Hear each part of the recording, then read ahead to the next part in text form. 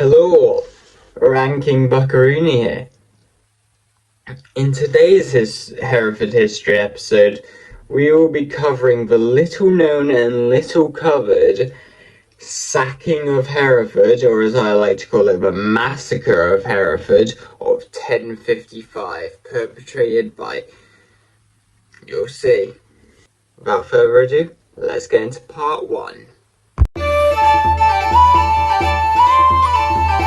Now, the perpetrator of this sacking, of this massacre, I like to call him John Wales, but his real name is Grufford ab Llywelyn. He is the son of Llywelyn, the king of Gwynedd and Powys. He was born around 1010, once his father died in 1023, Iago Abd Idwel ap Murig, bloody mouthful, became king, and once Iago was killed by his own men in 1039, Grufford became king. It seems that Grufford was not the biggest fan of the immense English expansionary force to his east, because as soon as he took the throne, he launched a surprise attack on a Mercian force near Welshpool in 1039, to which he killed Edwin, the brother of the Earl of Mercia. After his attack on England, Grufford turned his sights inward to Deheubarth, which was once ruled by his father, but was now under the control of Hywel ab Edwin. And attempting to win back the lands, he launched an attack in 1041, winning in the Battle of Pencander, and thoroughly winning in 1042 when he took Hywel's wife and drove off a pagan fleet of Irish ships, which probably Vikings now that I think about it. Hywel launched a counterattack a few years later in 1044, but failed and was killed in the process. However, due to treachery, as the source called it, in 1045/1047, Grufford ab Ridarch of Gwent, this is a different Grufford, this is Grufford ab Ridarch, remember that, managed to expel our Grufford of Llywelyn from Deheubarth, so he lost those lands. Only for Grufford ab Ridarch of Gwent to completely screw up ruling Deheubarth, and South Wales lay waste, as the source says. It seems that 1045 was a very bad year for Grufford, as in that same year, noblemen from near the River Towy in Ystrad Twy killed 140 of his household guards, only for Grufford, in defence, to lay waste to Towy and Hereford. Soon after, Grufford, probably looking to prove himself due to these losses, looked to the east in Herefordshire, and more specifically, Leinster.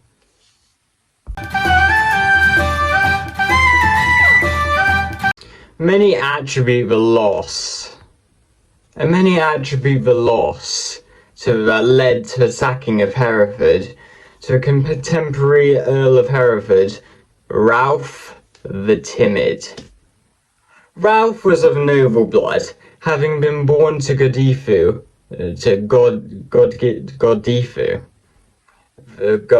who shares the same name as Lady Godiva, the Naked Lady, the daughter of the English king Ethelred the Unready. His father was Drogo. He was in the court of Valois in France, obviously, perhaps explaining why Ralph liked to use French and Norman troops in his battles, as we'll see. While our other character, Grufford, was busy carving a name for himself in Wales, in 1041, Ralph came with his uncle Edward, the future king, the Confessor, to England in 1041. And yeah, Ralph came with him. Presumably because of his royal connections, 9 years later in 1050, Ralph attested 3 charters as Earl, most likely in the East Midlands, as that is where his wife was stationed. When King Edwin started fighting the Earl Godwin of Wessex in 1051, Ralph raised levies in solidarity with the king, to which they won. However, I imagine Ralph had little impact because, like, come on, he's Ralph the timid.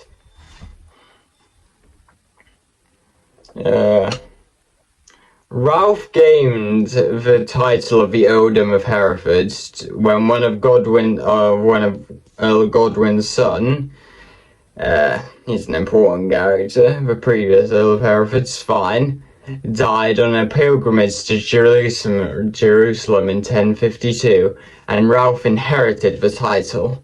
However, sometime that same year, a large threat approached from the west. Crossing over Arthur's Dyke was King Grufford of Gwynedd, fast approaching Leinster with an army and something to prove.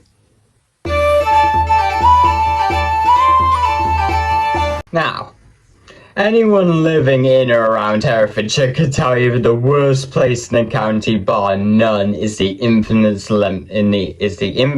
Leinster.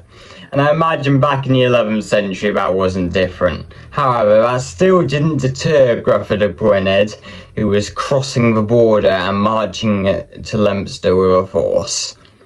Grufford has plundered his way all the way from the Welsh border, just coming up to Leinster, where it can be assumed that he took many riches from any Herefordian villages that he may have plundered. A reason as to why Grufford may have targeted Leinster in specifically is due to its relative wealth in the county. This is due to the lucrative wool trade which it was very much a part of. And this was especially compared to the county capital of Hereford, which was a centre of military action and would have definitely been more difficult for Grufford to conquer. The Anglo-Saxon chronicles state that the Battle of Leinster was fought just before the town itself was raided. The local forces met up with French soldiers in a nearby castle and went to meet the Welsh in battle. However, they did not win. Like, it really didn't win. I don't even think I can imagine it was a massacre. The English and the French lost hard to Grufford. We can assume that Grufford continued on to Leinster, raided it, and we know he marched back to Welsh to enjoy all of the loot they stole. This is the first example we know of Grufford marching into English soil and attacking an English town. And while he was no stranger to fighting against the English forces as seen by his earlier battle as soon as he took the throne, but that was in Wales, not on English soil. This demonstrates a change in mindset for King Grufford, a change in mindset that would eventually lead him to be bold enough to attack the very heart of the western border of England, Hereford. However, that occurs in 1055, 3 years from this moment.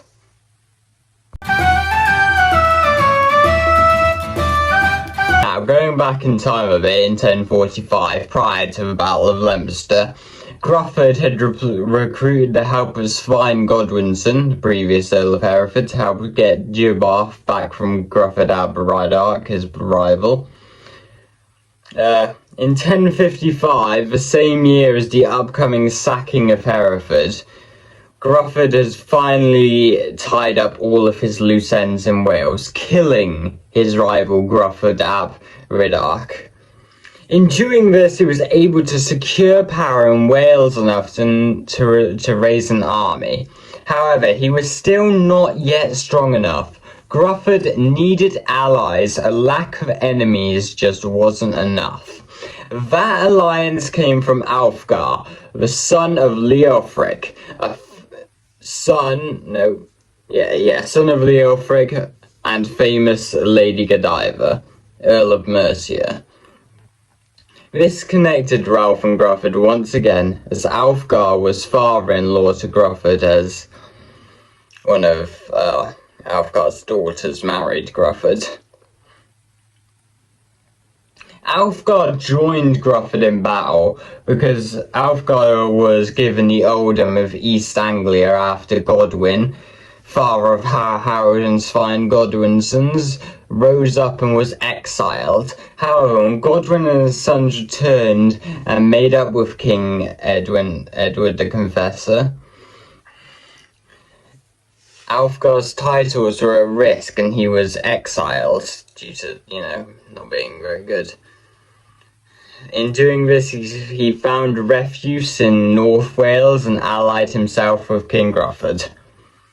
Thanks to this new alliance, Grufford now had access to 18 more Irish ships, which may or may not be remnants of the Vikings, which Grufford seems to be very partial to, and Alfgar, as it seems.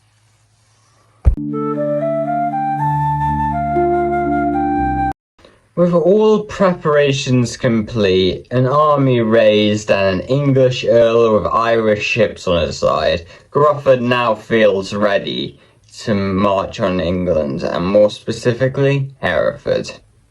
Somehow, on the other side of the border, Ralph must have heard of Grufford's movements, as now he gathered a decently large army of his own in the home of a city that he is soon to doom to destruction, Hereford, and marches to meet Grufford's army. Both forces meet just outside of the city walls, just 2 miles from the city centre, and on the 24th of October, 1055, and thus, with that, the culmination of Grufford's preparations and Ralph's first challenge as Earl of Hereford arrives. However, the fighting was lost for the English before it even began, as Ralph had ordered them to be on horseback, which is something the locals were not used to. And shortly before the fighting began, the thing that earned Ralph his nickname, both Ralph and his Norman allies drove off, just ran away, straight up. The army, seeing their leaders on the run, followed suit, and this act of cowardice not only cost them the battle, but between 400 and 500 of their soldiers were killed by Grufford in this battle. And this also left the city of Hereford wide open and vulnerable. The subsequent sacking that occurred was not least a bloody affair. They burned everything that stood in their way, and every civilian that they met were either killed or taken into slavery, or something equitable. They continued this through the entire city, up until coming to St. Ethelbert's Cathedral, the famous cathedral, which wasn't quite the same as it is nowadays, which was recently transformed into a stone cathedral in 1012. They killed 7 cannons who were defending the cathedral and went in. They plundered everything that could be plundered. They took all of its ornaments and all of the relics of several saints, but most prominently St. Ethelbert, who obviously the cathedral is named after, and who was buried there and killed near there. In addition to this, it can be assumed that the recently erected Hereford Castle, which was ordered to be constructed by Ralph himself in 1052, it was said that this castle was in a motte and bailey form, common for castles of the time, and most likely destroyed by the Welsh, as they'd be stupid not to. I mean, like, come on, you see a castle in the city you have full access to and you don't destroy it, what's even the point? Upon taking this and destroying more, they set fire to the cathedral, destroying it before turning back with all his spoils to Wales. It is safe to say that on this day, Gruffydd made his mark on history and Wales itself. And while Ralph had now earned himself the insulting nickname the Timid, so that history will always remember this fatal failing.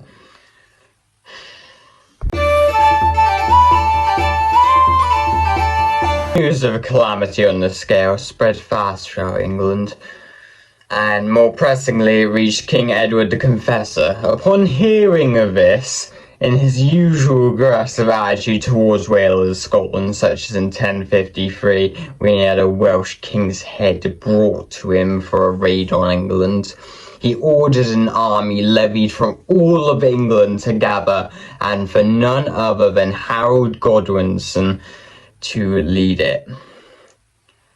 All based in Gloucester. Harold, brave and zealous as ever and unfrightened by Gruffydd's actions, marches into the Welsh border, pushing all the way from Gloucester to Snowdon. All the way in North Wales, however, Gruffydd, being humble enough to know that he won't win against Godwinson and the entire English army, retreats to South Wales, probably hoping to draw out the English to exhaustion, and so that he gets the home field advantage, having won against his rivals in South Wales. Upon hearing of Gruffydd's strategy, Harold doesn't take the bait. He's smart enough to not do that. He goes up to the bulk of his army and tells them to encamp themselves in Snowdon and be ready to defend against any Welsh attacks, which, I mean, that would be pretty stupid of them. Meanwhile, Harold himself, with some of the army, decides to return back to England and more specifically the ravaged city of Hereford. Upon reaching Hereford and seeing the sorry state of once proud military city, he resolves to make it defendable once again, as it would presume to be a central hub for the upcoming campaign in Wales. Harold surrounded the entire city in a deep trench, evidence of which has not been completely lost in the present, and also fortified it with gates and bars, which could it could just be a mistranslation of Burr. Harold may have also repaired the castle, but that thing wasn't mentioned until after the Battle of Hastings, 1067. However, these enforcements weren't to be used just yet, as Gruffydd, hiding in South Wales and seeing that he was not in a favourable position to win against this skirmish, started sending messages of peace to Harold, still stationed in Hereford. Harold readily agreed, probably not wanting to spend any more time in Wales, which is completely fair. He met up with Gruffydd at a place called, I'm just going to put it here, which interestingly seems to be, this is literally the only example of this place being mentioned in all of history, just like one paragraph in the Anglo-Saxon Chronicles. It's great. Or maybe it was the Chronicles of Florence and Worcester. I'll check. But I assume it was probably somewhere between South Wales and England, obviously. As a result of these peace talks, not only did the two forces stop fighting, but a firm alliance was established, which probably wasn't too firm considering what was about to happen. In addition, Alfgar's gambit appears to have paid off, as he actually got his title of East Anglia back and seemingly suffered barely any consequences to this betrayal and armed uprising against the king, which isn't to last. This was a surprisingly positive turnout for Grufford. He had a firm ally in Alfgar, who now had power in England, loot from a fairly prominent city in Hereford and Leinster. He had bested the English twice in battle and no longer had to worry about English aggression. So therefore, he turned inside England to Wales, inward to Wales. By around 1055 to 1057, Grufford had managed to unify all of Wales, taking Morgannwg and Gwent, unifying all of Wales for the first time in history. First time all of Wales unilaterally respecting one man as king, and life was good. However, there were several interesting events between 1055 and 1062 that should be noted. It is said that in 1056, Leofgar, the successor to Bishop Athelstan, who was the one to help build up Hereford Cathedral, immediately upon gaining bishopdom, took up arms against Grufford, marching up to North Wales in vengeance to face him. Unfortunately, he was very severely defeated and killed to not much effect. In 1057, however, Earl Ralph, now the Timid, his title was being stripped from him and given to Harold Godwinson. He died. In 1058, Earl Alfgar was banished, only to launch a rebellion with the help of Grufford and Viking ships from Norway to get his titles back, which seemed to have worked. But obviously the lazy author of the Anglo-Saxon Chronicles says it was too tedious to write. In 1062, Wulfstan was made Bishop of Worcester / Hereford, which is only notable because in Crusader Kings 3 you can play as Wulfstan, which is fun. However,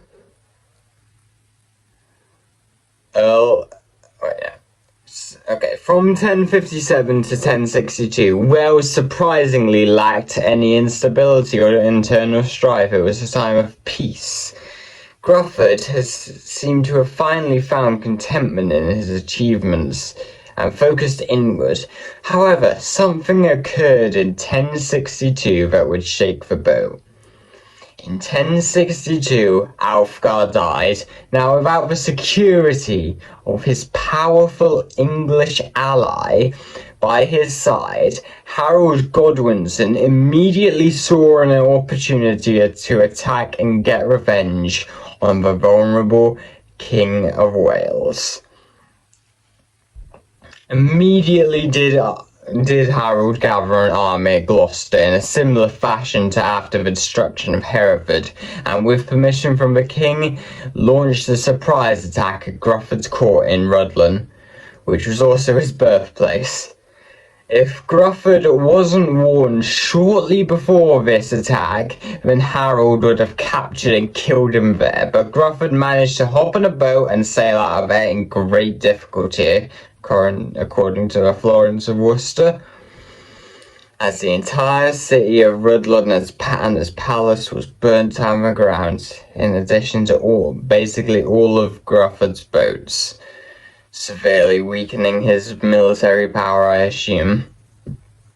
Harold, eager to capture the Welsh king, gathered a fleet at Bristol and sailed all across the Welsh coast, intending to search all of South Wales. In the meanwhile, one of Godwinson's brothers, Tostig Godwinson, led the cavalry from England into North Wales, laying waste to everything they came while they marched westward to Snowdon. Grufford, knowing that this was the end of his great kingdom and formidable reign, retreated to the very northwestern corner of Wales, to the country's tallest mountain, Snowdon, and set about there. From here, it is not known what Grufford was thinking in his final few days, for all we know is that by some manner or another, but especially by treachery, The once proud King Gruffydd ap Llywelyn, first and last King of Wales, was cut down by his own men, echoing his betrayal by his other nobles earlier on in his reign, but lost in Bath. But now the price was much higher. The men, having killed their liege, and perhaps hoping to curry favour with the oncoming and vengeful English forces, delivered Gruffydd's head to Harold. Harold, now satisfied with avenging Hereford and the other raiding targets in West England, married Gruffydd's widow and daughter of Alfgar, as mentioned earlier, Ealgith, almost as if to add insult to Gruffydd's death. With that, Wales was divided back into their traditional kingdoms, each ruled by one of Gruffydd's half-brothers, who came to an agreement with Harold and the English.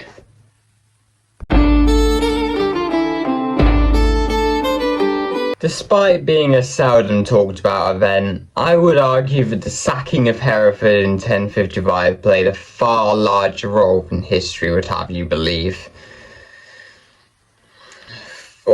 For one, it can be argued that due to Gruffydd sacking Hereford, in the process humiliating England in the way of destroying what is meant to be a literal army city, and also destroying a whole cathedral, which is very costly, killing bishops and cannons, defending it and stealing everything, destroying a whole castle, which was also very expensive to build, and humiliating the royal family in the way of Earl Ralph's cowardice, could be the reason that Harold felt so pressed to eventually storm into Wales, and for Gruffydd's own men to turn on him. Due to the death of Gruffydd, the Kingdom of Wales was dissolved, being separated back to its ancestral kingdoms, meaning that when the Normans took control of England and started their aggressive campaigns into Wales, they did not have to face a strong united front. They merely had to face several splintered kingdoms, perhaps meaning the sacking of Hereford, if you bend your understanding enough, and eventually led to the subjugation of Wales by England so early. And one has to wonder, had Gruffydd known such a thing would happen as a result of his actions, would he still destroy Hereford? As always, this is Ranking Buckaroony. To all a good night. Keep it in your trial by hearts.